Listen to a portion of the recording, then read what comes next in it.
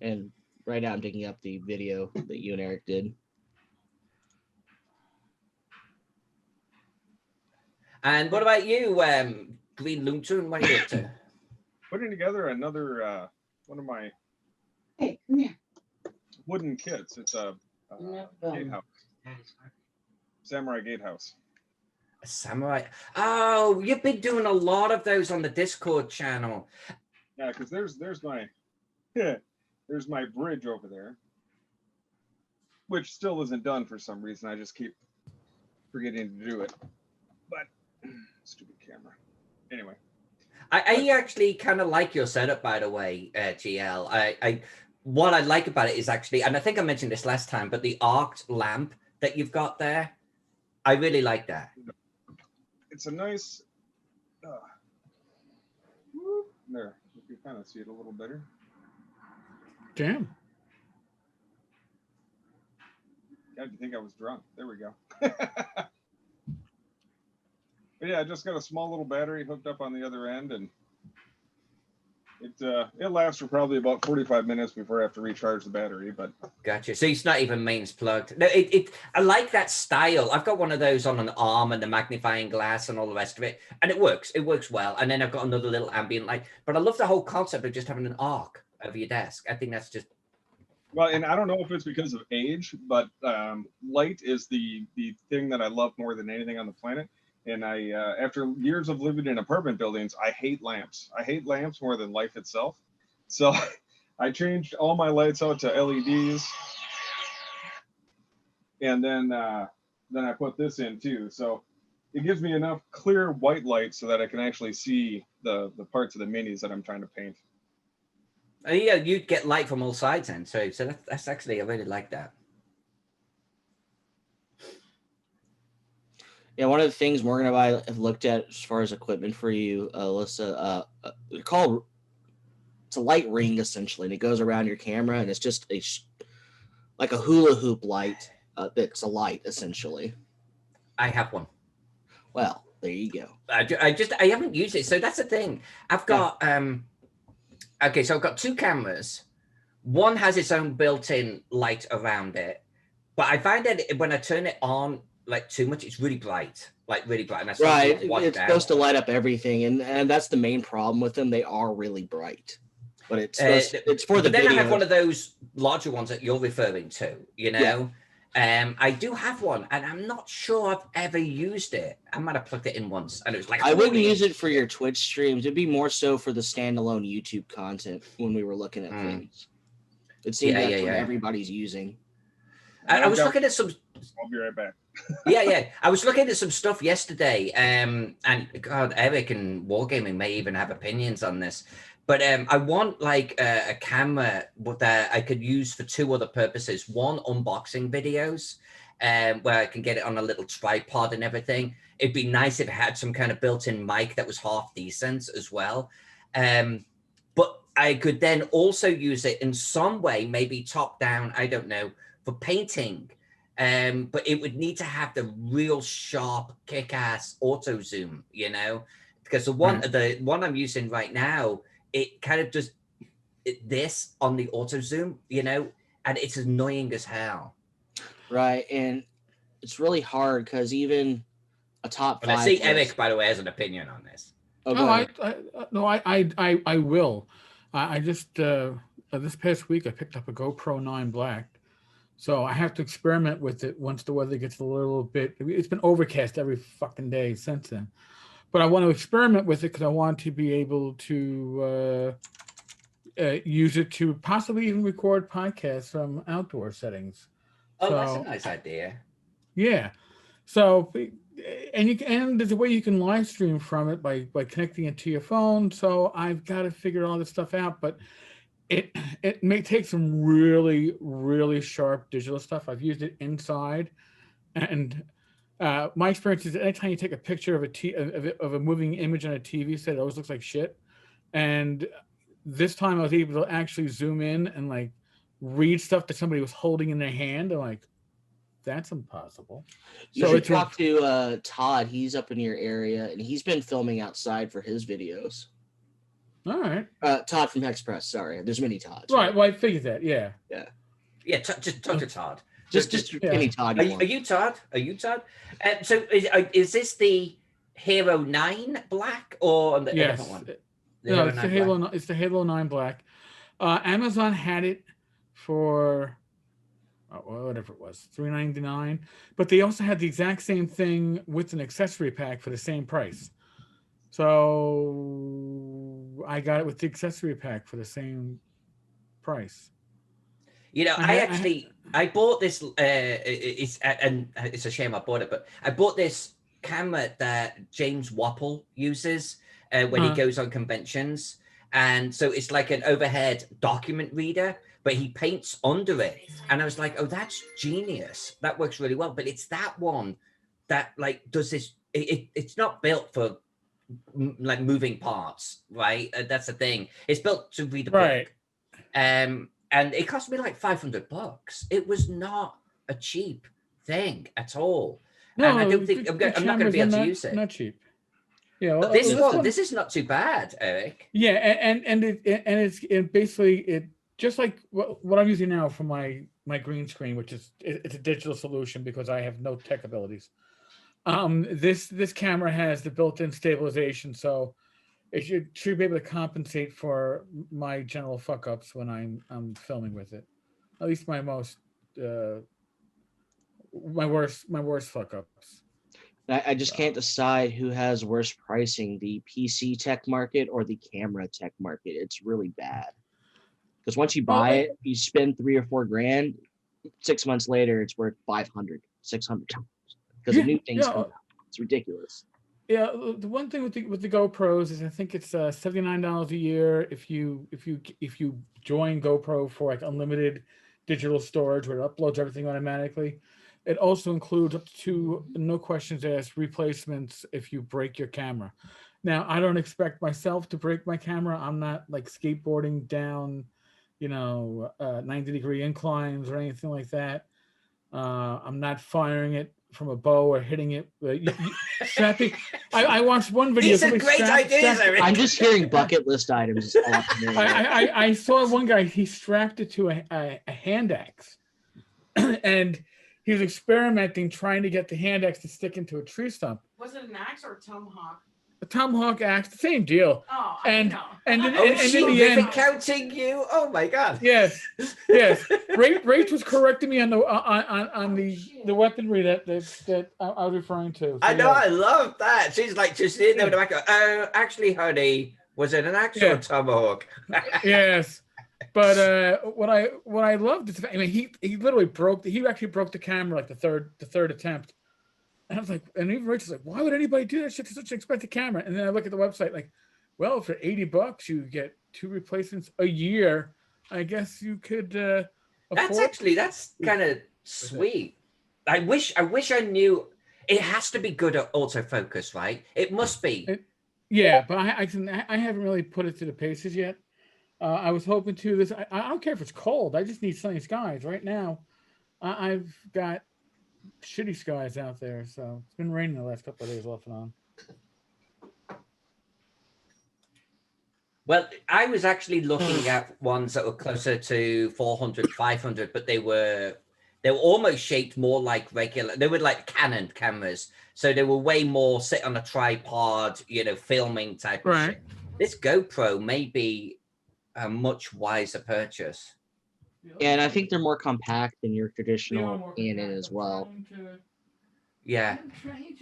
So what we're talking about here, GL, is we got into the subject of cameras and everything because I've been looking at getting myself a camera that would be good for types of videos, and so we got the types of Peck started it actually with ring lights and shit like that. Because look, this lighting here is obviously not brilliant, but this is my natural. Yeah, look at that. That's a nice small.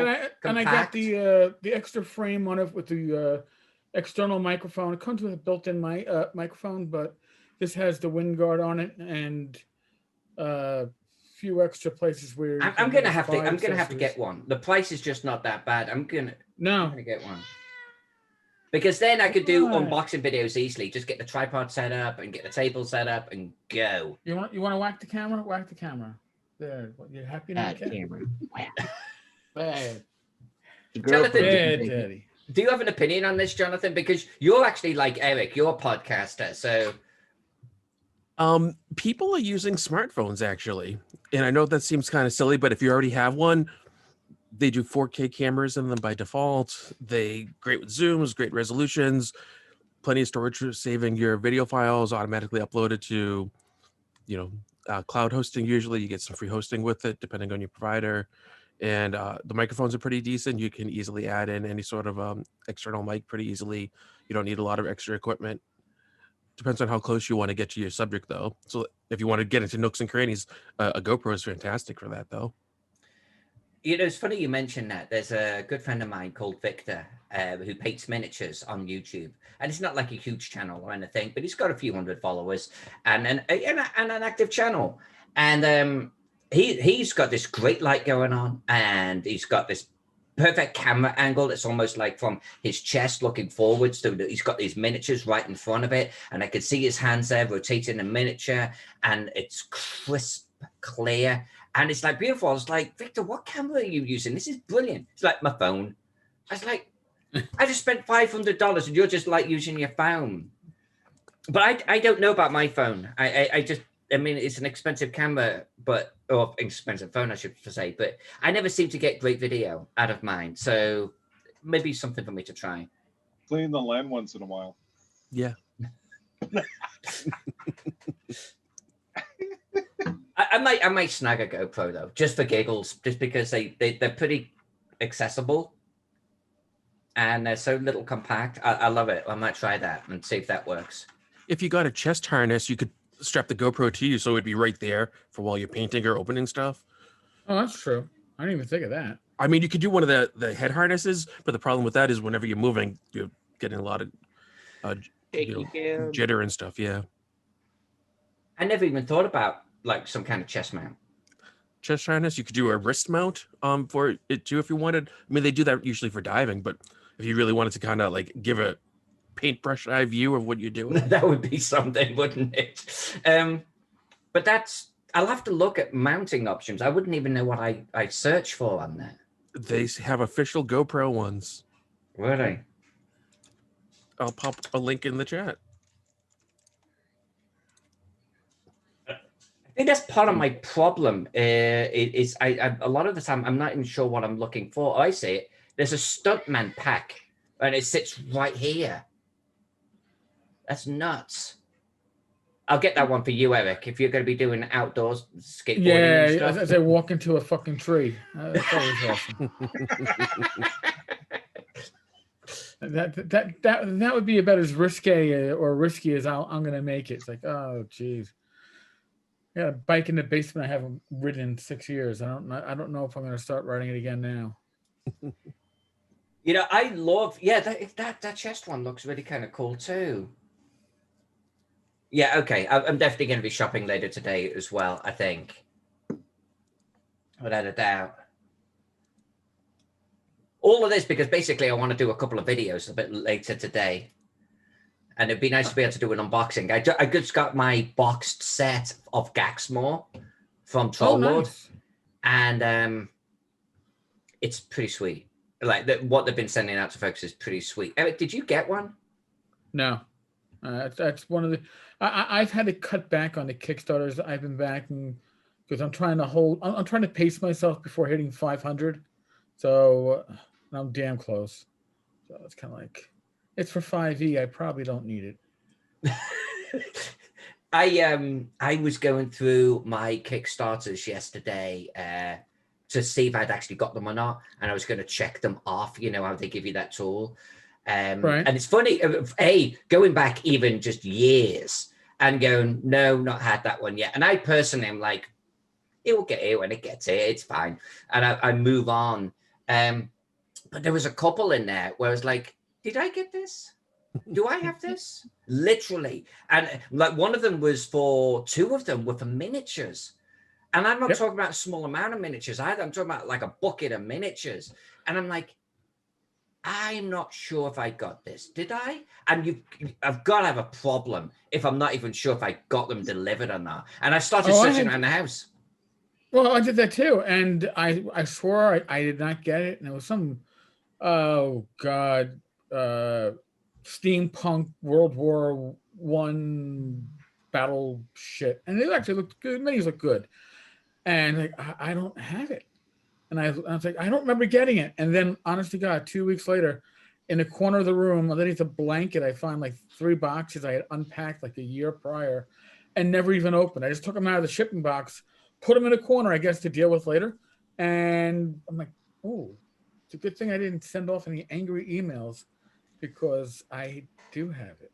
I've got that situation going on right now. I have that situation going on, and it was one by Pulp Miniatures, and it was a bunch of Call of Cthulhu ones, investigators, but also deep ones and shit. They looked really cool, so I went all in. Of course, I went all in, and I am 80-90% positive that I stood in the kitchen, opened up the box, took a couple out, showed Jack, put them back, boxes evaporated. I don't know where it's at. But I store shit all over, and I try to stay organized. But the problem is, the more I try to stay organized, the minute I put something outside of that organization, I'm screwed, you know? And Be right back. I gotta grab my Uber delivery. yeah, go for it. So Cheesesteaks. I don't know where it's at this point, but I'm pretty sure it's in the house somewhere. Do you guys ever have a problem like that? Well, I mean, I've got stuff that comes in from Kickstarters, and they end up on shelves where I prime them, and then I don't paint them for about 12 years. So there's that problem. I have never had that problem up until this year, maybe the tail end of last year, and now I'm doing exactly the same as you, GL. To the point where, yeah, I mean, you even saw I took out at the beginning of the year on Facebook. I was like, project for this year, project for this year, project for this year, and I'm priming them. I'm never going to do it. I've still got shit from last year primed, and I never used to be that person. And I just went downstairs looking for the box, and I've got a whole bunch of miniatures down there too, in various states of being painted or primed. And it's like, when did I become this person? Now I'm there. I'm just going to say, welcome to the club. I've always been like that. My goal last year was to start painting more because I was okay at it, but it would take me a long time to paint one mini, like a month, and then it would finally look good, you know. So I've been trying to paint more, so the skills are sort of getting better. But then I give myself too many projects, like little wood bridges and towers and gatehouses and shit, you know. And then working on the lathe and doing other woodworking projects, and then I forget, oh shit, I was supposed to paint those like 3 months ago. I don't know what happened. You are a busy guy from a hobby perspective, at least. You are busy with the whole lathe and like the little model terrain stuff and everything. Yeah, you always seem to have a few projects on your plate. I have to, because I find that with my day job, I feel like I'm losing brain cells on a daily basis. So if I don't have something entertaining at home, yeah, I don't think things would go very well. What about you, Jonathan? Because you're a big painter too. So I have a rule where my goal is to not buy anything. And I've had it for the past few years. I'm really good at this. I've only backed 18 Kickstarters ever, which is amazing. All but 2 have arrived because they're pretty recent, and everything's all set with those. I have tons of minis from a million years ago, but my goal is moving forward to get rid of them. So I'm trying to offload as much. Yeah, I'm going to offload as much stuff as possible. For what? I'm hoping to give away stuff to people who be able to use it and do things with it. Some stuff that I really care about, I'll save up for. I'll pay people to paint them if I'm really going to use it. But I've realized a lot of the stuff I'm never ever going to use. It's just sitting there. It feels silly for me. So that means I don't need it. Well, we need to talk then. Because if you've got some old school D&D minis, we need to talk. I'm the wrong guy for RPGs. Ah. Well, what kind of minis are you talking about then? Well, the only ones that matter, wargaming ones, of course. Well, look, dude, everything is a wargaming mini. Everything is. If you have knights, guess what? You can put them in units and put them in formation to fight. That my minis I use for everything, not just for D&D. So. Yeah. So what type of miniatures are you going to get rid of, Jonathan? I have tons of like GW stuff, old Mongoose Publishing, you name it, I have it. I got like lots and lots and lots of crazy stuff. I'm beginning to feel a little bit cooled out now. I got to be honest with you, because I have boxes upon boxes and containers upon containers of wargaming miniatures too. And not necessarily, I have this big, huge, deep container just of miniatures and blister packs and stuff. And it's full. It's just full. And Yeah. I've forgotten what's even in there nowadays. But just like you, it's like, I'm doubtlessly never going to do anything with it, like ever. And so, but I unlike you, I haven't got to the mental point of, so I should let it go. It's like, but it's mine. I want it. It's hard. Well, as a I've- wargamer though, why are you going to get rid of your wargaming miniatures? Well, if I'm not using them, there's no purpose in having them. Yeah, but someday you might want to play that again, and then you won't have them, and you'll be like, you know what? I'm gonna go buy some more of these because I really want to play that again. I did Because tell my happened I told my wife that at one point, but I've realized now, so much of it's all going digital, going to be online, and the things that I really care about, I'll keep. But I mean, how many systems can you play? How many different conflicts or eras or whatever? I mean, I got a million rules on my bookcase. I'm not going to play all those rules all the time. right. There's no need for it. Pick a couple, 2, 3 that are favorite, time periods, rules, whatever. I love American War of Independence, so something in that. I have 10 mil for that, so there we go. I'm doing 10 mil AWI. That's great. I don't need my 28 mil Perrys for that. I can get rid of those. I'm probably never going back to GW. Don't need any of my GW stuff. 40K, Fantasy, Battlefleet Gothic. What else is there? I mean, there's tons. Well, Right. part of The it- trick that I found to collecting is because every couple of years my vices change, so you can always get them back if you decide you want to get back into it. So I usually sell off my entire collection of I'm just done with it. I'm moving on to this, and that's how I keep control of space and where shit's located.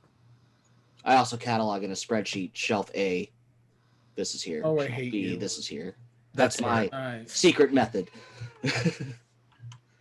I'm not that bad. I don't need to catalog stuff. I figure if I get to the point where I have to catalog it, I've got way too much shit. Well, I'm I a got little way bit too much OCD, so it helps me with that. So, Well, just think, like, what if your house caught on fire and you needed it for insurance purposes? It's great well, I to have have a record. collector's insurance, so There you go. and that's my need for my own cataloging as well to go to that collector's insurance. There's such a thing as collector's insurance. Absolutely, as long as it's valued over 20,000 or more. How The entire Generally- collection, not a single piece. All right. It can be a single piece though. Right. No. So my Napoleonic, my 28 Napoleonics alone, I probably got $40,000 worth. Yeah, you definitely would qualify for collector's insurance if your house caught on fire, got stolen, or natural disaster, what have you. Okay, I need to look into that. Every time I talk to you guys, I always come away with action items. All right, let's get that in my calendar. Hey, Alyssa, have you ever played Chivalry and Sorcery? Yeah. I have not, but I have the PDF of the main book, and I started reading it because I put a link in the chat for a new Kickstarter for the Land of the Rising Sun. It's a new book, all based on historical Japanese battles. So I back that because I love everything Japan. But I figured if that was something you played, you might be interested in it. Yeah, I think I am. I'm gonna put a little reminder on that right now. Although we're talking about like not buying things and everything, and here's me going, "Oh yeah, look at this, pretty." But yeah, let me put a reminder on that. But I actually still have my Chivalry and Sorcery books from back in the day. Yeah, this was for the 5th edition, the newest one. So All right, got it.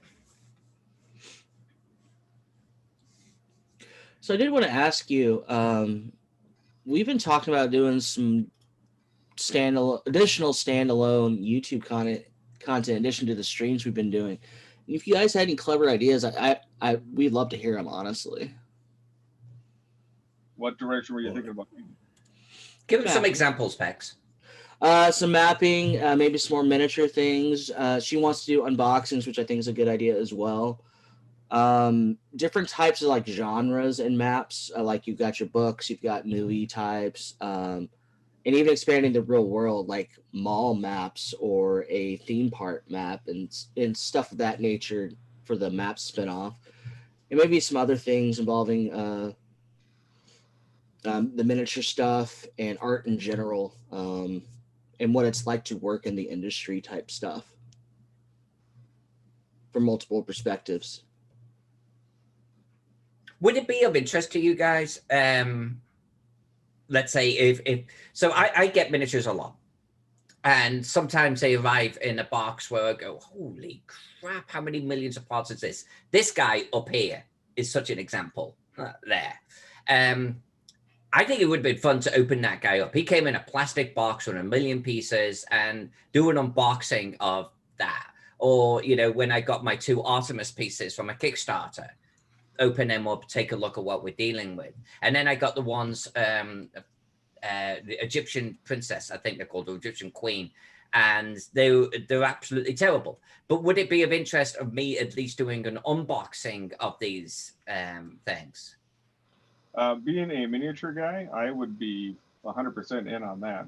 I love, especially when it comes to Kickstarters, possibly the most, you know, I don't catch all the stuff on Kickstarter, but any new miniatures from other companies and stuff like that is always interesting to see. Especially if you did an unboxing and maybe a second episode where you assemble that piece, put it all together.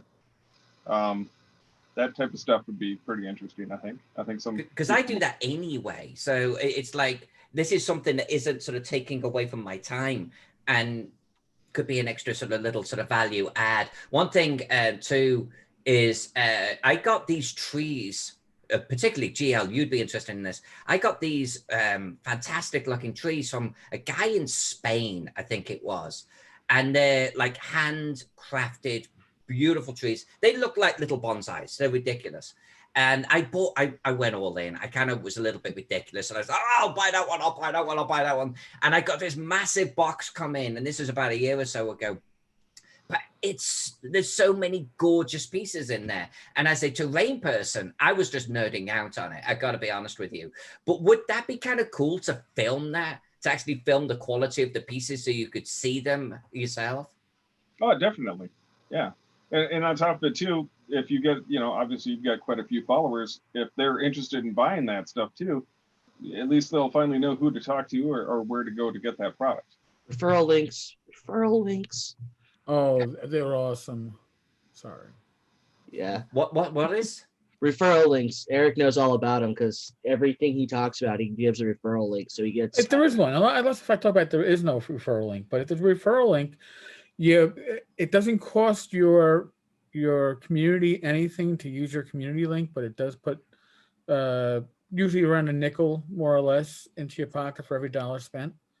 So it, you know, every little bit helps. I mean, for me, I put it right back into the community, or you know, things like the GoPro, which is going to be used for the podcasting and the YouTube. But you know, again, this is, you know, I get to do that because the community uses my my Amazon links, and you know, December was good, or they use my drive-through links, and drive-through is usually always pretty good.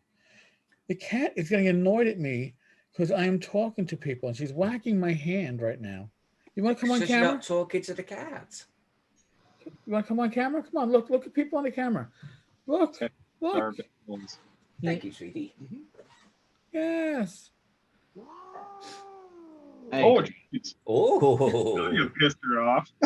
He's like, Ooh. you should be paying attention to me. I thought the solution was giving you your cat home right next to my desk, but no, that just means that you leave your ass on it and put your paws on my desk and tell me off. Working All as right, so intended. yeah, we'll experiment with doing some. I think we'll experiment with doing some. And you know, You eventually, can maybe you know, I want to start trying to. I haven't even been painting myself yet, but getting some painting videos going or some basing videos. I'm going to be basing up the George Washington piece that I painted last year. But honestly, I don't even know how to do it myself. I've got so many bloody things that I bought to create ice and shit. And I'm sitting there watching YouTube videos myself. So I don't know if me create a video of how to do it is just right. Yeah. But Well, I'll put it this way, Alyssa. When it comes to basing, I just recently started doing it. I know there's a lot of people that are way better at it than I am. But there's a lot of products that are essentially pre-made already that takes 90% of the effort out of it. Mainly gamer grass. Oh, nice. They have anything you can think of. They've got, like, this stuff here is 2mm. But they've got all different sizes of shrubs. They got colored plants. They got flowers. So this stuff just makes basing simple. You know, I like to depending on what the piece is, I'll paint the base a certain color, and then I'll put those in along with some rocks or pebbles or whatever I have laying around, just to finish out the base. And it makes it super easy. So if you wanted to do videos where basically, like a lot of people who've never done it before, you're like, hey, I'm just winging it. We're going to try this and see if it works. And then just start, kind of practicing doing basing on models. I like that idea. I like that idea. I could totally do that. I use Leadbear Tufts, by the way. Oh, okay. Yeah. And I have way too many of them. I am addicted to Leadbear Tuft. This guy's out of Australia. He hand makes all of these, but he does flowers and stone arrangements and stuff like that too. And they're brilliant, and they're not expensive either. Jonathan, I know you're a Leadbear fan. I love him. I don't know what it is, but he's sending something to me, some sort of new thing for me to look at. So I don't know if he has a new product line that's coming out or what it is. And I know you two have a nice working relationship too. So I don't know if he sent you whatever it is, but I think there's something new coming as well. So what I like about Barry behind Leadbear's Tufts is he if you scratch his back, he will scratch yours. And if you talk him up or you buy ridiculous amounts, he'll look after you. Yeah, that looks good. That looks good. I like that piece. Now, by the way, did that come as a skeleton centaur? Did you make him? No, so this was a Kickstarter that somebody had. It was 4 pieces: a halfling, a centaur, and an elf and a human, I think, and they were all skeletons. So I just backed this one because I've never seen one this cool before. And then luckily I had a lot of extra armor parts and weapons laying around, so I added the shield and the spear to them. There's a little bit of kit bashing going on. Nice. You know, he actually reminds me of the Clash of the Titans type skeletons. So he looks wonderful. See, and then this guy too, Thank you. he already had a little bit of a base underneath him in the first place. I just add some of those grass tufts to it just to change it up a little bit. So you know what I like about what you've done there, GL, is you get these people that will do a great paint job, and then they'll put it on a base that looks like a snooker table.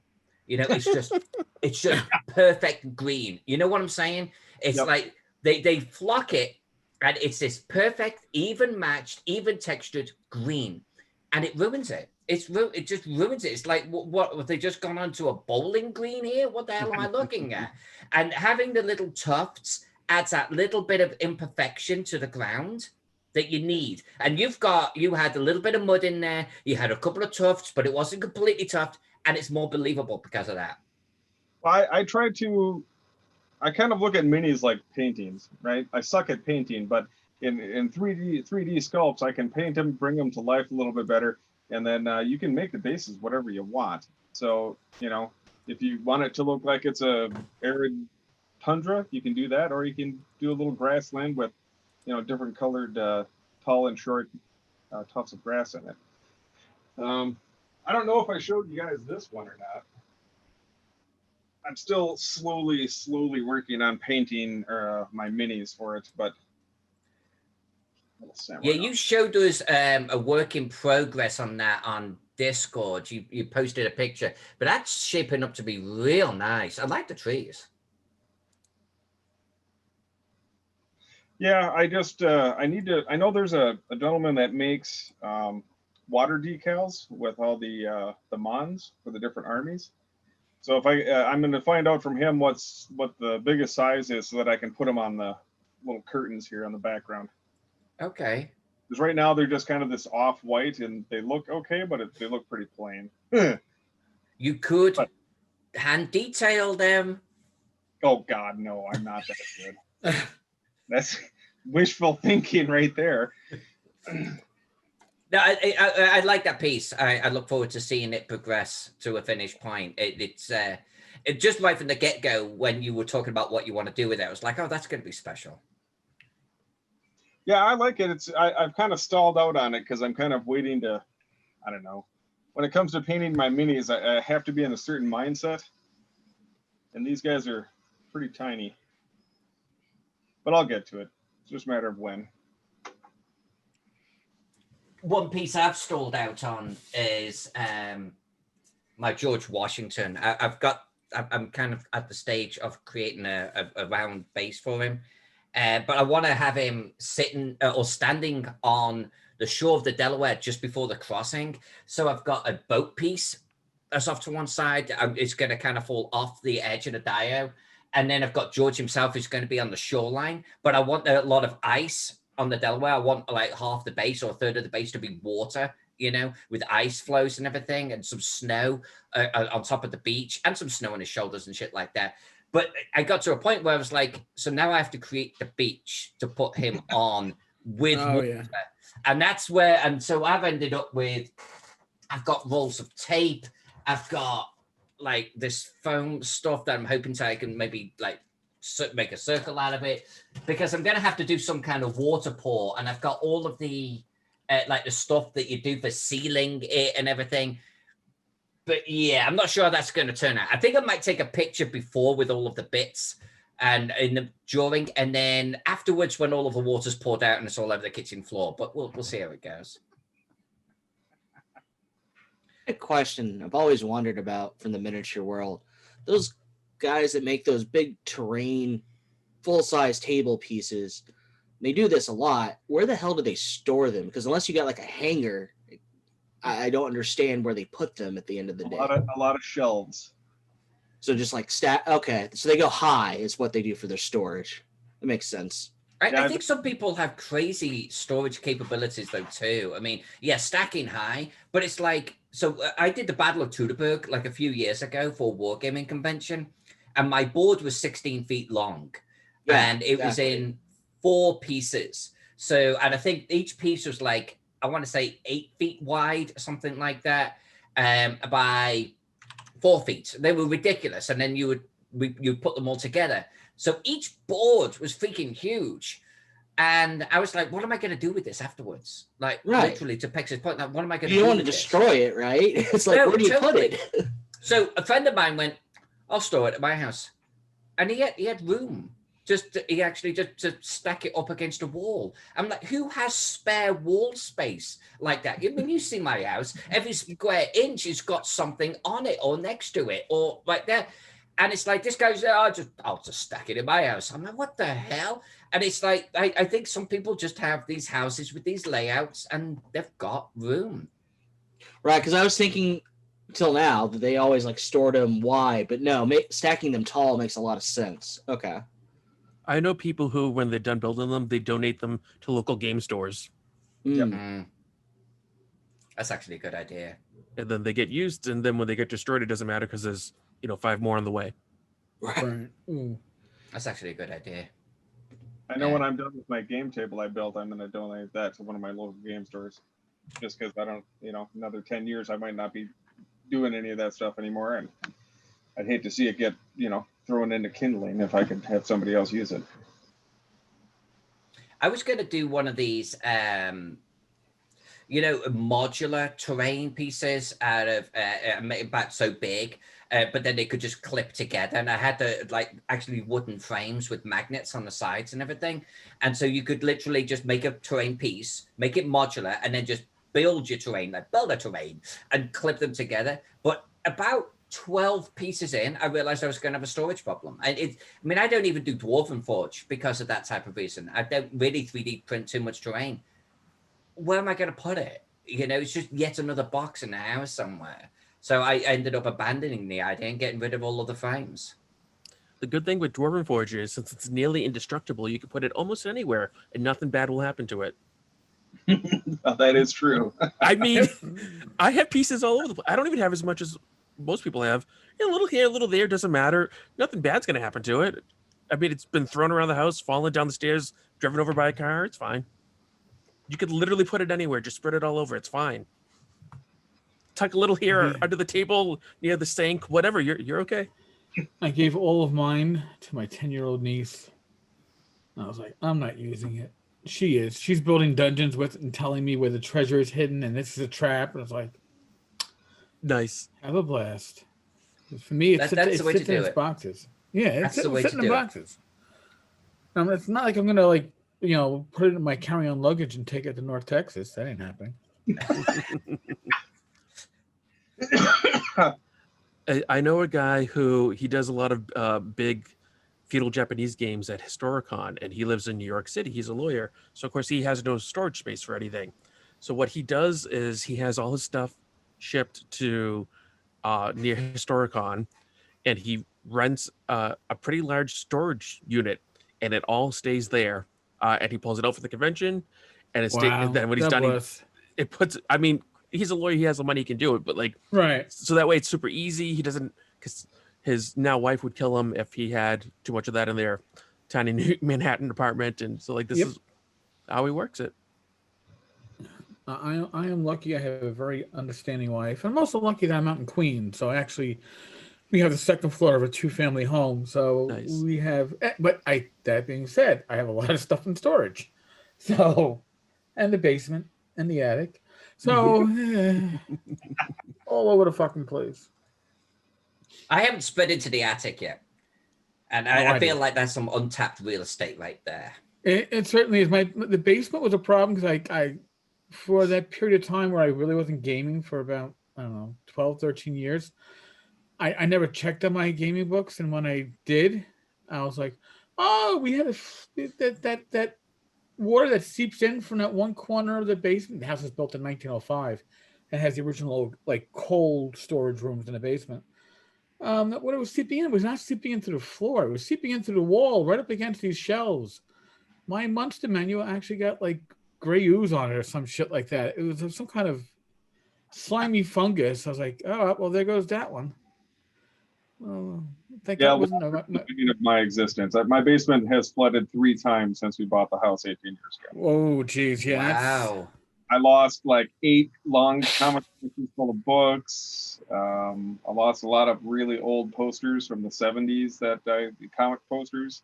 Yeah, I've lost a lot of shit, and I spent a lot of money trying to prevent water from coming in my house. I hate it. So what's caused, if you don't mind me asking, what's causes the floods? I mean, are you in a flood zone or? No, well, part of the problem is that where our house sits, there's kind of a layer of, near the foundation, there's a layer of sand, and then below that it's clay. So the water doesn't want to run off from the house.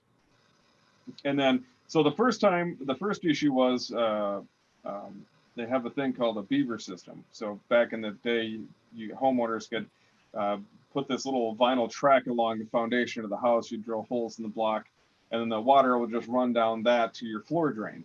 Well, those were never very good, and if they got damaged, they leak everywhere. Well, when we bought the house, we didn't know that there was a damaged section, and it rained for 4 days over Memorial Weekend, and so I had a river flowing from this stupid old beaver system that flooded the whole east side of my house. So that was fun. And then I had a pipe break, an old galvanized pipe from the kitchen that broke on the south wall, and that flooded out my living room. And then what was the next one? Oh, the day my son was born, my buddy was living with us, and he says, "You might want to come home. The sewer backed up," and so that flooded most of my basement. And then the fourth time, we had I don't know, we had like straight line winds, and the rain came through the chimney and flooded the laundry room and my office. I don't know, man. Yeah, that's one like you really can't even prevent. That's just No. like Yeah, it's literally nature's just fucking stuff with you. what are you gonna do, you know? But now we've got drain tile in the house. The basement's been redone 4 times. All 4 I did myself. I'm done doing construction projects. I fucking hate it. I hate sheetrock. I hate painting. There you go. I've done it way too much now. We had one, but the only thing, by the way, I hate house maintenance from that perspective. You know, when something goes wrong in the house and you have to do something about it. But I always remember going into Jack's office once and I was talking to him, and behind him on the wall, I could see water coming down. And I'm like, what's that? And like, his walls are painted almost like in this subdued sort of gray green or something. And there was this just dark shape, and it was just spreading from the roof. And it was like, what the hell? And we couldn't understand where the water was coming from because we've got no water pipes up there or anything. So we're like, well, it's got to be something to do with the actual roof itself. And like, we're outside, we're looking, and we can't see anything. Well, it's just started to appear on the other side of the wall too. And long story short, you know those vents on the roof that you get? Yep. One of those, my house is from like 1952, something like that. It's not crazy old, but it's not a new house. One of those vents just pulled up a little bit. That just pulled up a little bit. And we get a lot of rain in Portland. And the water was just going straight underneath the vent, straight into the attic space, and just having a freaking field day. And we've been doing it for days. Doing it for days. That was my last one. Last year, 2 years ago, we had that happen. And I had a waterfall coming from the door frame in my bedroom. It was like literally a wall of water came through it. Yeah, we had to have the whole roof replaced. So. Oh, damn, yours was worse than mine. Mine, I just got Jack to go up onto the top temporarily to put down something to stop it. And then we got a roof wrap, just replace that one bit. Well, I mean, what it was is we had gotten a really bad hailstorm the year before. And so I didn't notice that the roof vents had been damaged. So as it turned out, then we got another heavy rain, and I don't know if it made it worse over time, but yeah, the water came through and went right down the ceiling joist, right to the center of the house and into the living room or into the bedroom. So yeah, I hate water, man. If I could find a way to live in a fucking bubble, I would be happy as hell. Okay. All right, I gotta bow out. Rachel's gonna be getting out of her yoga training in about 4 minutes, so I gotta unpack the lunch. Good on her for doing yoga training. I need to get into something myself. So say hi to Rach Tumblers. She did her 200 hours in 2019, and now she's doing the 500-hour course. It's really an extra 300 hours. So she was already certified as an instructor, but this is the advanced certification. So maybe she'll stop doing social work and find another occupation that pays little, but at least it's probably more rewarding. Well, mad props on her for doing it. I'll let her know. All right. Gents, See you, man. Thanks for hanging out. Eric. Yep. Bye.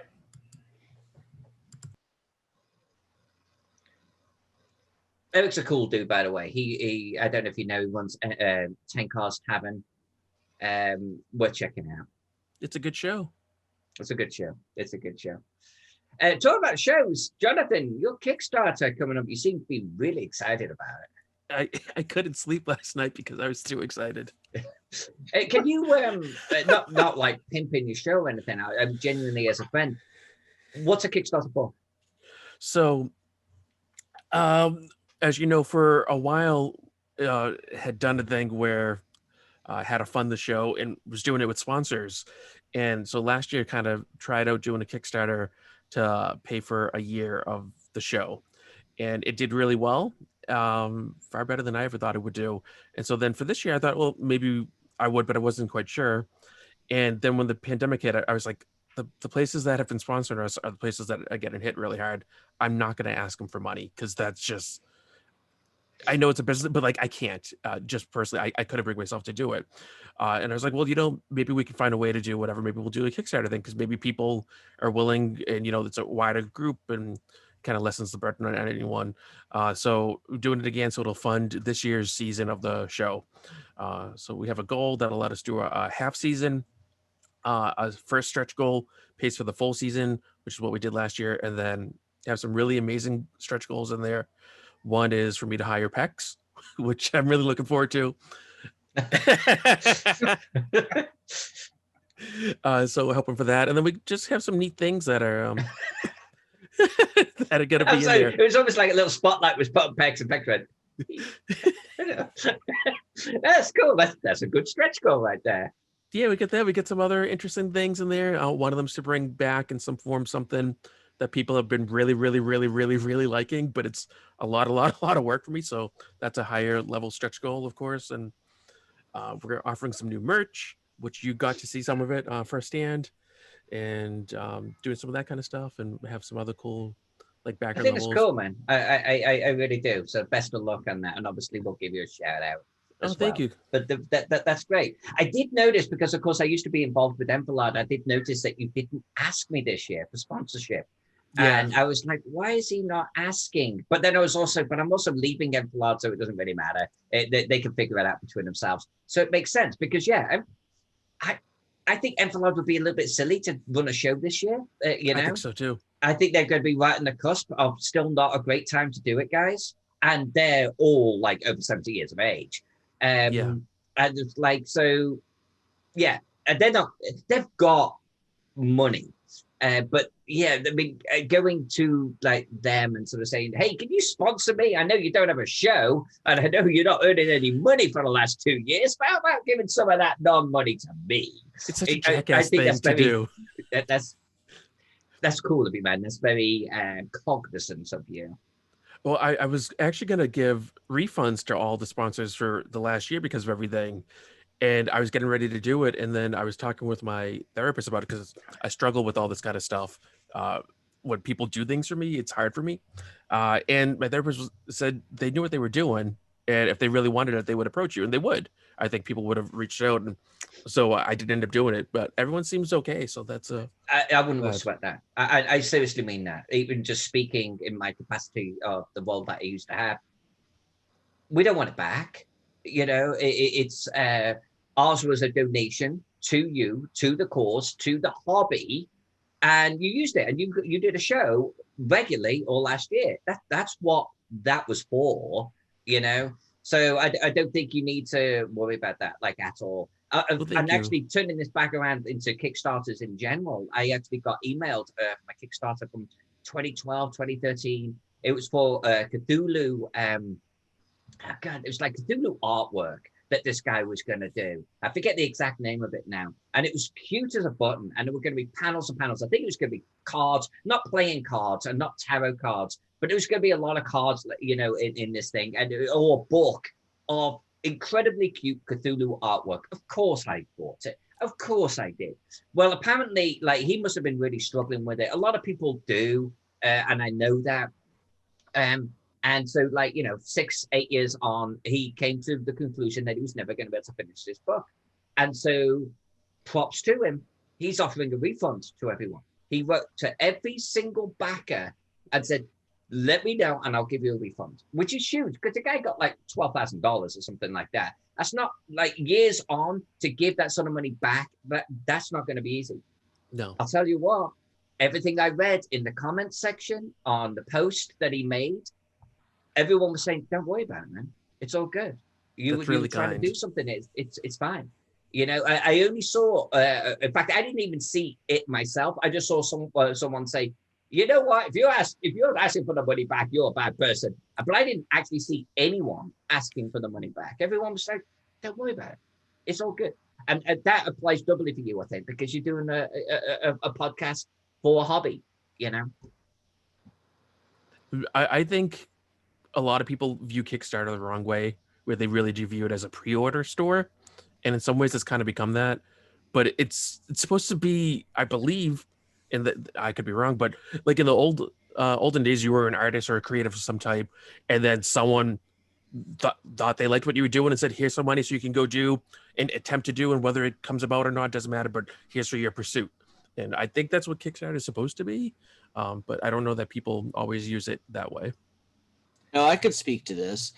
Um, that's what Kickstarter was. You could go to Kickstarter with a hope and a dream and just an idea. Then delivery happened a couple of years later. Things weren't delivered, and a new standard was met. You have to have the thing already made or guarantee the thing will be made. You can't do an idea anymore on Kickstarter. It's Well, just and I not think done. Rodney has got some opinion on this as well. But because I saw him, like, Eddie is a Kickstarter guy. But for my 2 cents, I think it's in the name, Kickstarter. It's I have an idea, and I need some help with a little bit of finances to push this forward. And I think in and of itself, if you've got some of that idea done, if you've got a prototype or whatever, cool. But big names got involved. Yeah. And they took it to a point where they didn't need financial help. We've already built it. We've literally already built it. We've done all of our molds or whatever. We've done all of our sculpting. We're ready to go. You know, in fact, we're already churning them out. I don't care if you pay us or not. It got to that point where it was. And by the way, if you do it through the Kickstarter, I'm going to give you buckets of extras. And I'm not going. And it's not just one manufacturer. It was multiple times, and that changed the playing field. I think it changed the rules. GL, you got an opinion? Yeah, you know, I've done a lot of different stuff on Kickstarter and Indiegogo, and I think Indiegogo is a little bit nicer platform for crowdfunding, but it definitely seems like now it isn't necessarily about. I mean, yeah, you still have the small guys that are trying to get something produced, right? But there seems to be a lot bigger companies that are producing stuff where you're essentially just pre-ordering something before it even goes to manufacturing. The biggest one is, I'm sure you've probably seen it on Facebook already, but so this, I can't remember the name of the company, but they're doing a Kickstarter for a Teen Titans board game, a Scooby-Doo board game, and I can't remember what the third one was. But the Scooby-Doo board game, which is the coolest looking one out of all of them, the pledge level starts at $80. And it's clear that the Scooby-Doo game is going to be what most people are going to want. And I think they don't really throw a whole lot in extra to give you incentive enough to drop $80 on something that, from what I can tell, as soon as it gets released, you'll be able to go to Target and buy it for $80. Yeah, I think that's Cool Mini or not. And when they began, they weren't this whole big giant corporation or anything. They were just like, let's rate a miniature and see what it looks like and what the whole community thing. And so I think doing their first Kickstarter before was a big thing for them, but then it all exploded and they became huge for this whole Kickstarter kind of thing. Yeah, it's a little sad. I don't know, and I'll admit it. I'm old and I'm cheap. I like investing money into things that I'm going to get a little bit more of a kickback from it, right?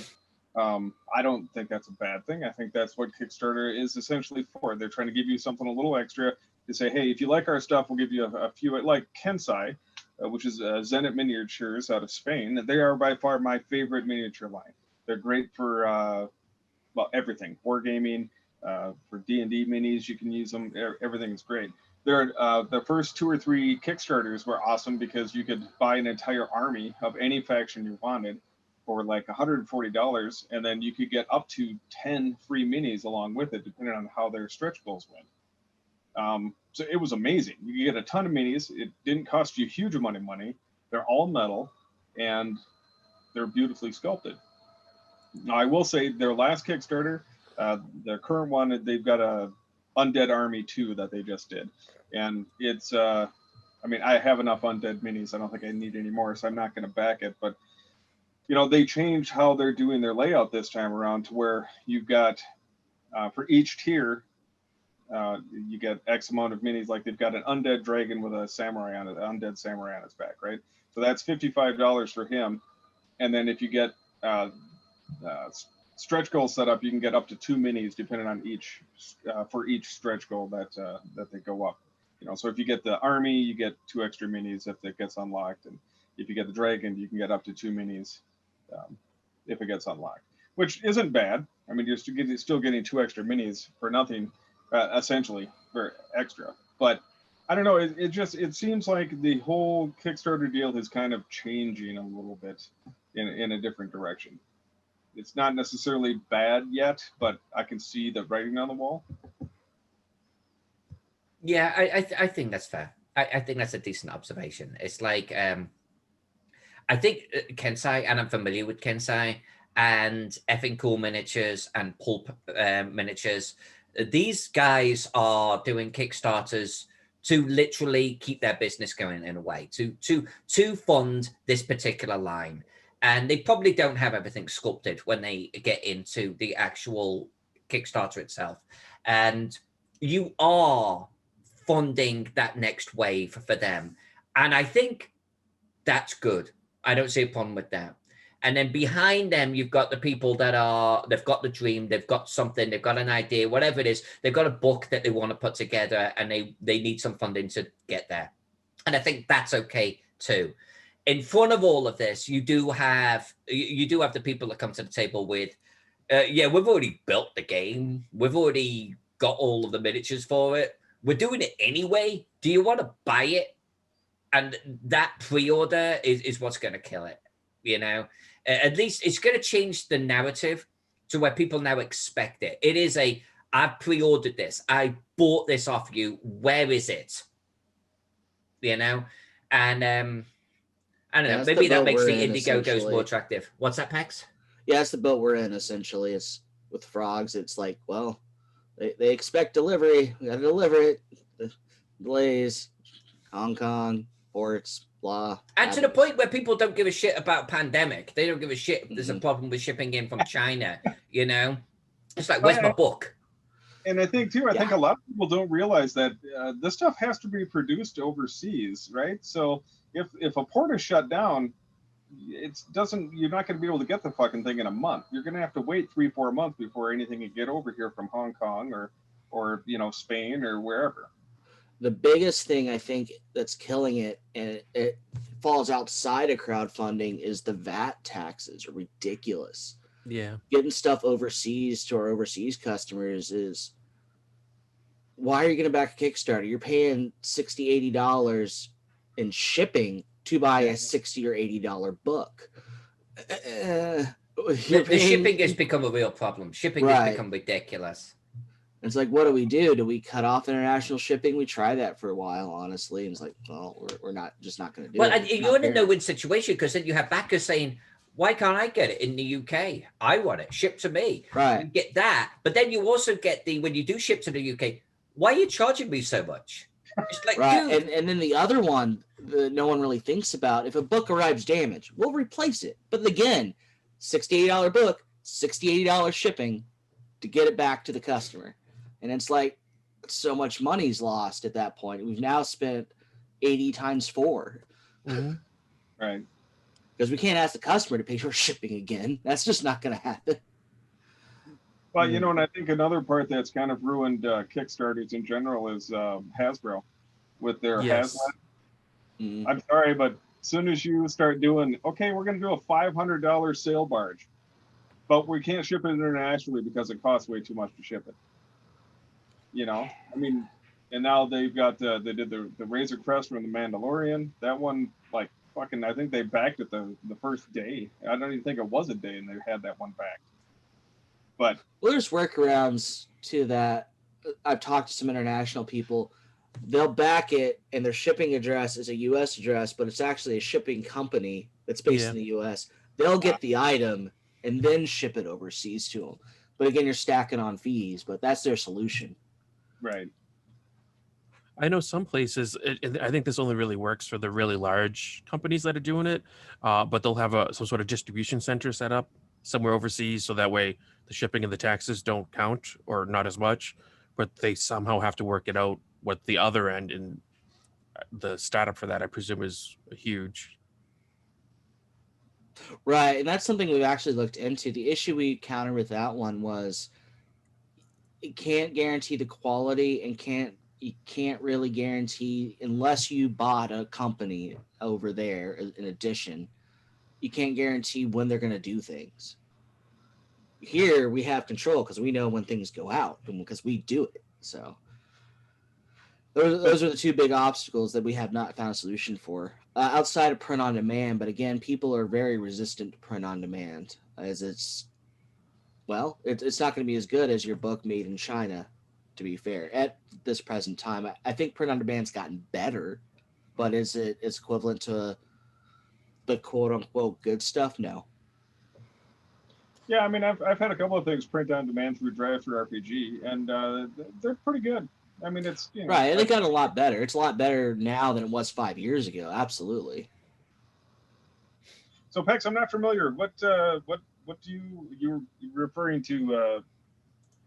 Another company you work for? What else do you do besides this? I do a lot of things. I run marketing. I work for Alyssa. I'm also a partner at Frog God Games.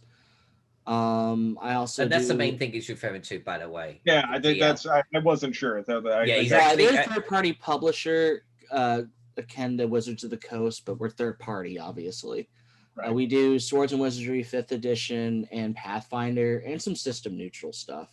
So it's mainly RPG related. I work in the RPG industry overall. I just do different things at different places. Some No, is for it fair to myself. say you're a shareholder in Fogard? Yes, I am a partner. I bought in. Right, you're a partner in Fogard. So the Necropolis map I'm doing right now is kind of actually for you.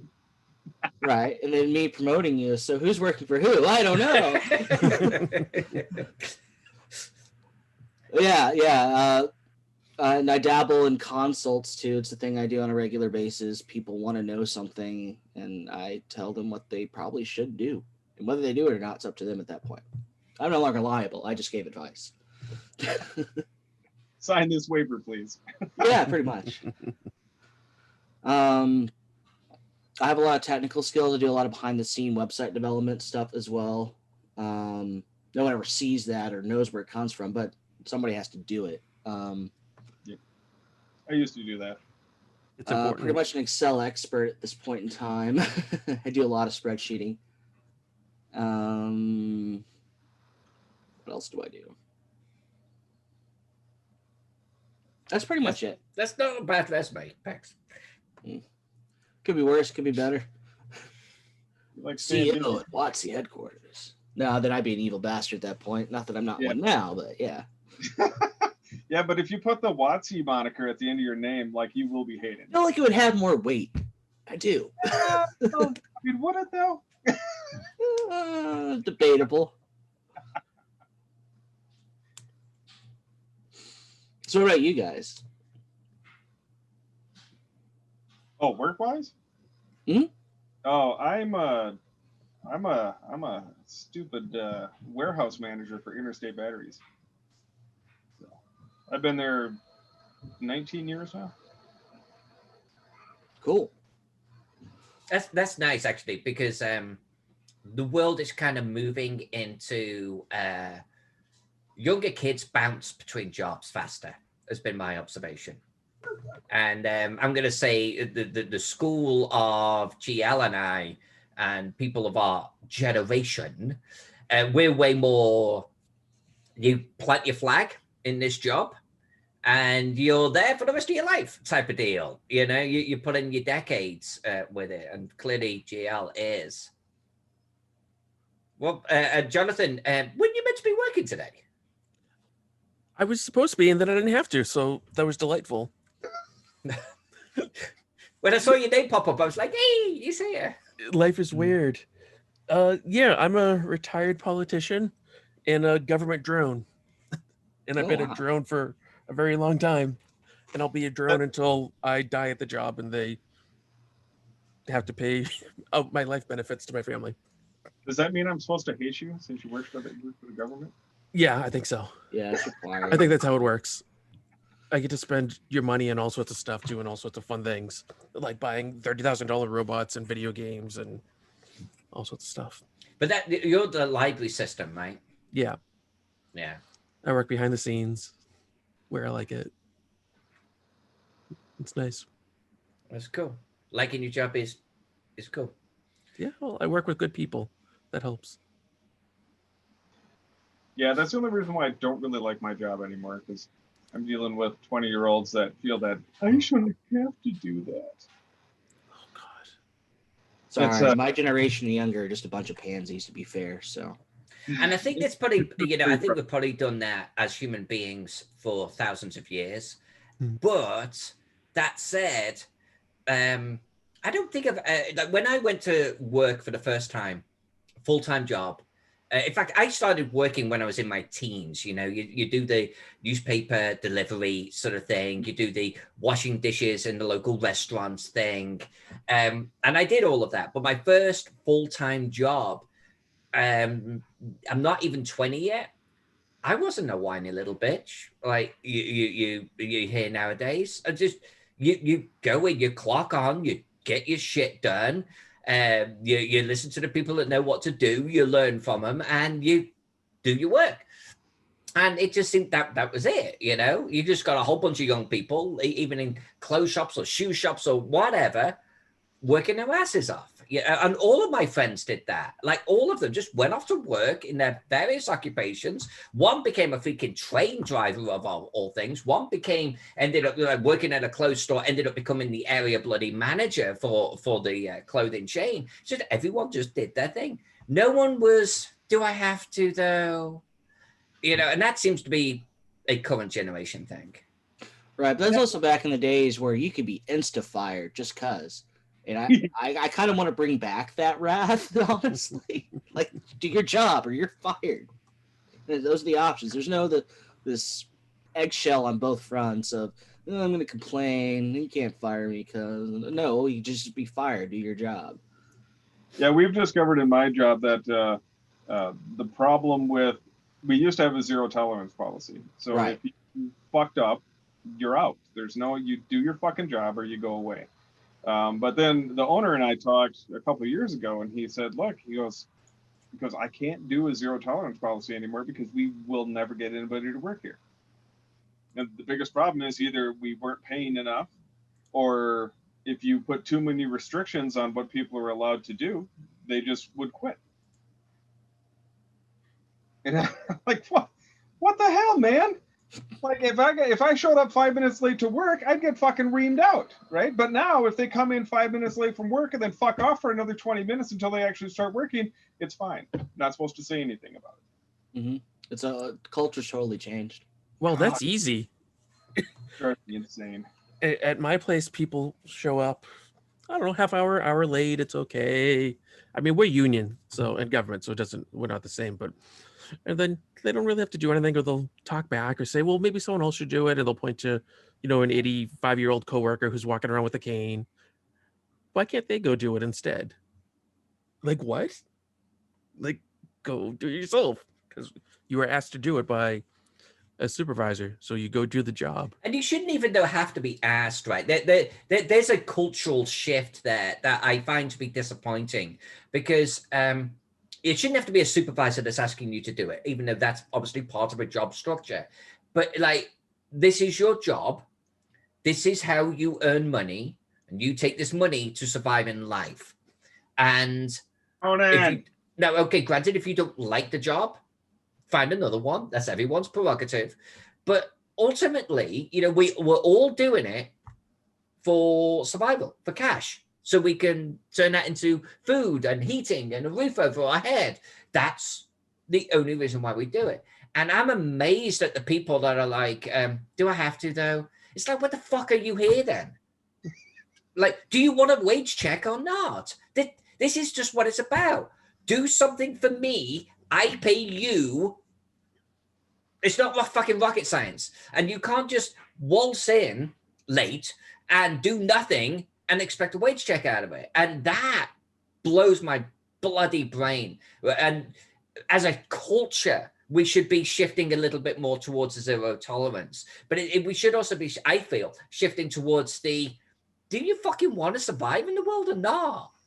I mean, and I can only imagine that Are the generations shifting into an area where they don't want to survive, where they don't feel they need to survive, where like magic will happen and there'll be a roof over their head? I mean, what's going on? Well, I I think think to me it looks like the trend is leading more towards. Well, somebody else will bail me out. yeah, there's if I too much fail- tiger parenting going on. If I fail, it won't be a big deal. Mom and Dad will help me out again. Yeah, they always have. And I mean, Yeah. my son's 11, and I've already told him there is no free ride. If you want something, you're going to work. So he's got chores he has to do, and then if he does what he's supposed to do, then he'll get something. But there's, I'm like, dude, the world sucks, and until you realize that everything is not going to be handed to you, you're going to have a really hard time in life if you think that everything's going to be given to you. Yeah, we do that with our 2 and almost 6-year-old. We're like, okay, you gotta. I mean, age appropriate stuff, but no one's gonna be doing it for you.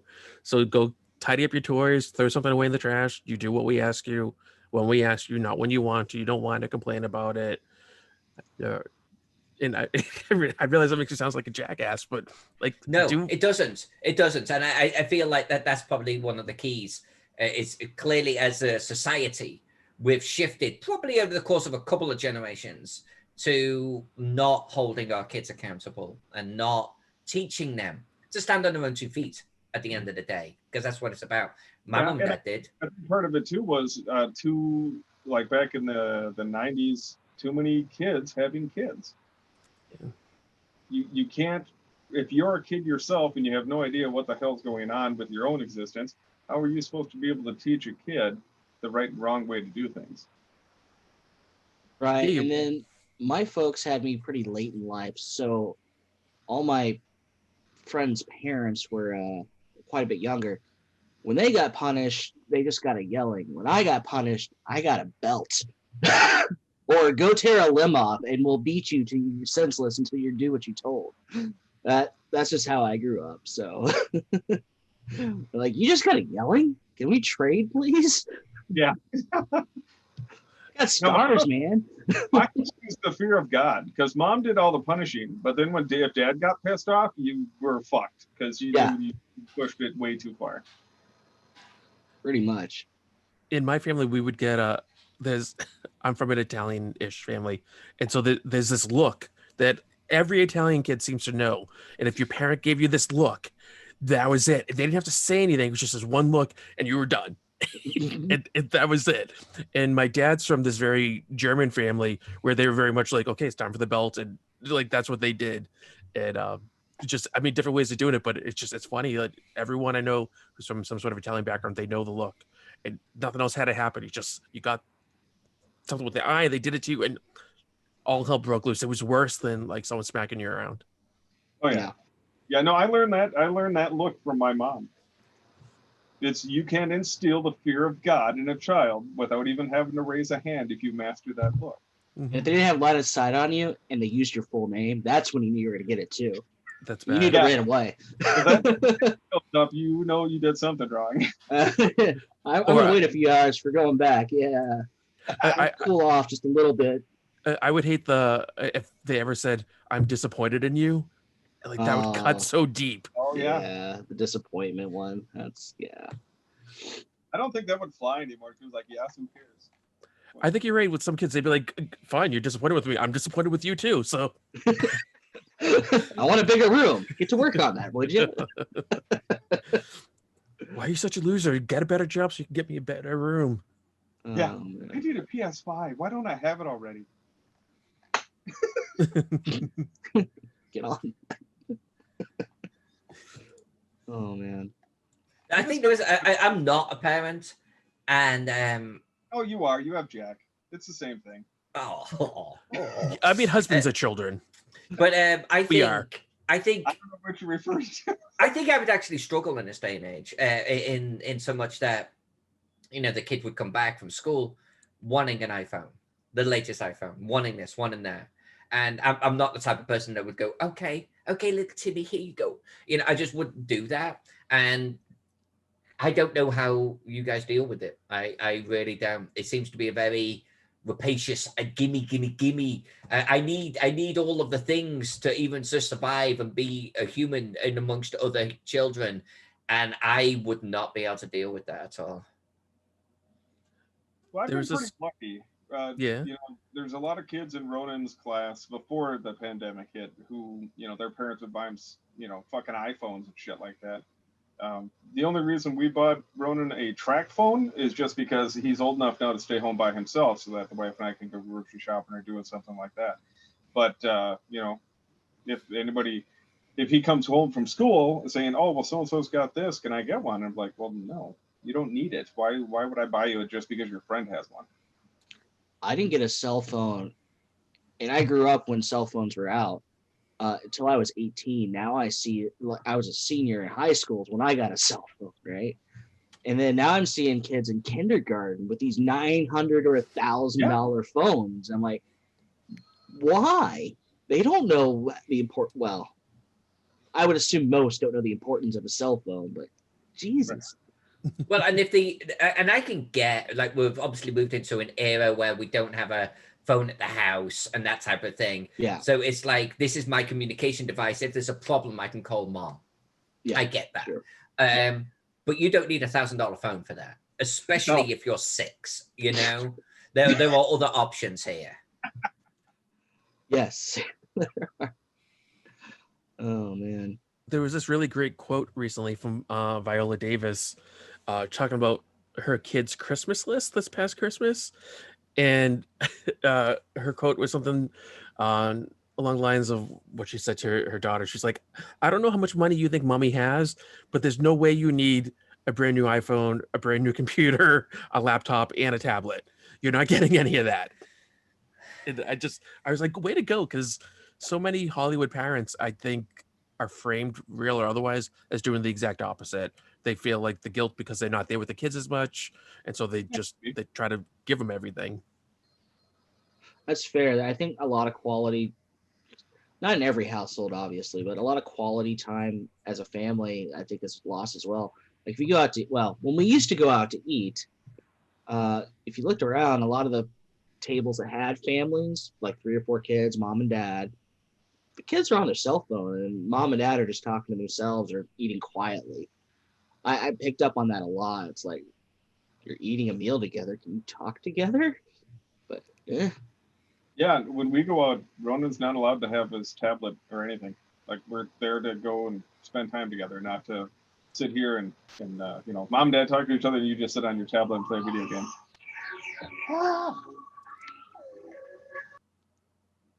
Yeah, it's just, I don't know. Yeah, that's common. I think a lot of places. I bet even in the homes too, a lot of them are. That's what they do. Right, They're all on their they're own they're, device. they're not playing with toys or interacting. They're on some electronic device. Now, granted, I guess you could call the electronic device a toy, but yeah. Yeah, we got our eldest a couple years ago a tablet, a Kindle, I think it was, one of the kid ones, because it has like books and stuff on it, and to kind of help her with learning to read. But we severely locked it down for what she could do and how much time she could spend on it. It's not a given for her to have it. She has to earn access to it from doing other stuff. And just, I don't know. As one who has taken to all this digital stuff pretty well, I'm so resistant to it because, I mean, I'm not a digital native. I'm an analog guy. So I remember before all of this, and I liked it better then, actually. Yeah, I think I got the fortune of, I grew up when it was available, but it was still too pricey. Like the $3,000 computer back in the 90s was still $3,000. I think $3,000 had a lot more meaning then as well than it does today. But yeah, it just was unaffordable for our household. So I got hand-me-down computers, and like my friends, they had 4 gig, and I was on, or Pentium 3 and 4 was big at the time, and I had a Pentium 1. It was so old, but it was a computer, right? Yeah. Hand me down was a thing, though, right?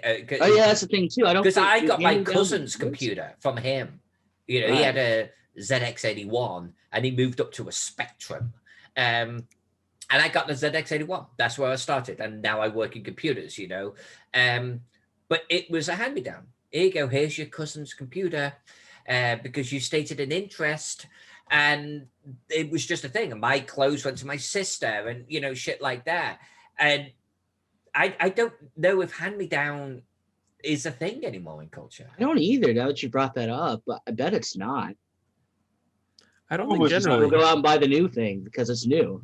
Because We try to do it new. with That, but us. things are a lot cheaper than they used to be too. So you Mhm. technically don't really have to do hand-me-downs anymore, because usually both parents are working, so you've got more income coming in.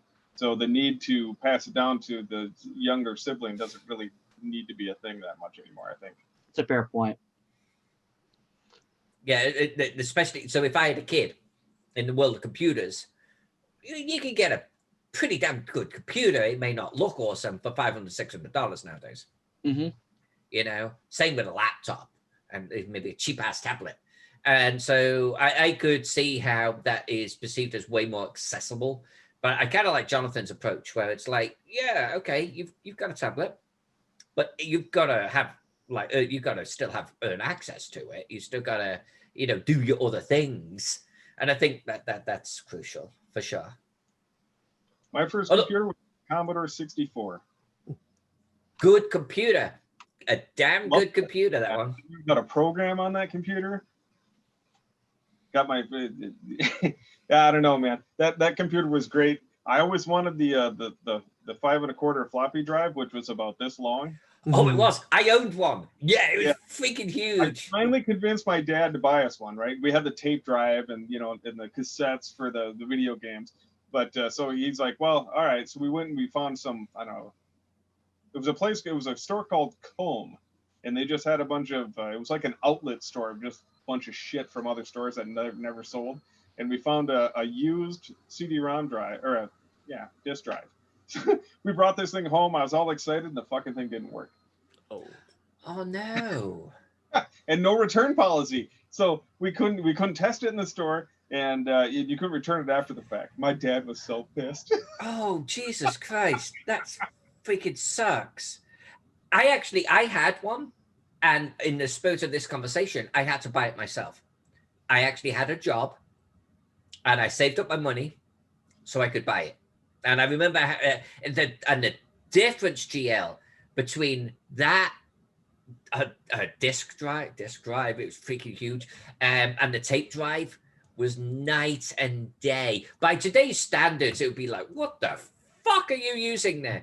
Yeah. But with the tape drive, remember, you'd put the tape in and you had to fine tune with a screwdriver, like the bloody head alignments on it. And it'd be going up on down the sides. And then occasionally it would just go whoop. And it's like, shit, the alignment's off. And you'd have to start again. And it would take minutes to load a freaking program.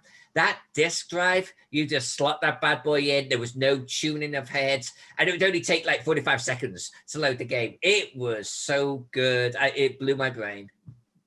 But yeah, it was easily that big. Easily. I think it was 1994. I decided I wanted a new computer. So I dropped $2,000 on an Acer 486 DX2.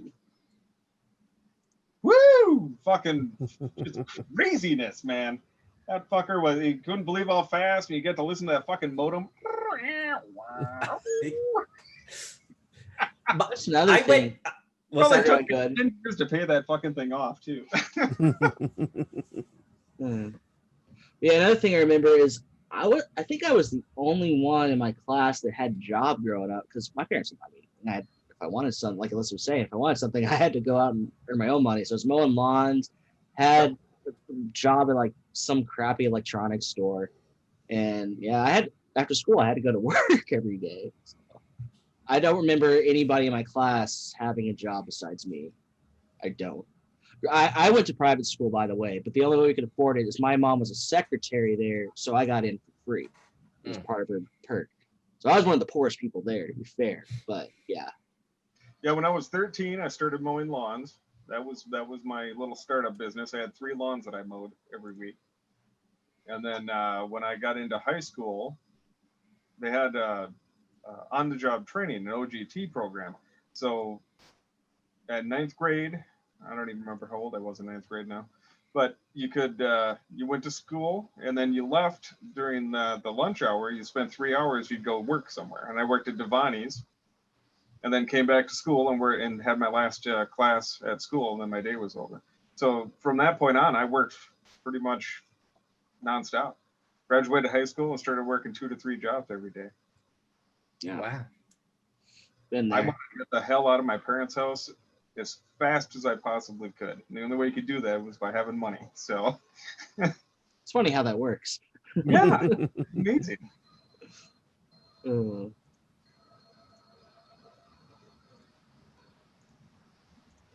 Well, I think this might be a good time to call it then, guys. Let us get into the rest of our days here. I am going to record a video or two, and you will see me pop up streaming later, but there's no obligation to join or anything. I just got to work on the Necropolis map both days this weekend. So if you pop in, I'll see you then. Otherwise, this was a great freaking hangout. cool. Thank Yeah, you. good hanging out with you guys. We'll talk to you later. I'll Later. talk to you all later. Thanks, guys. Have a great rest of your day. You too.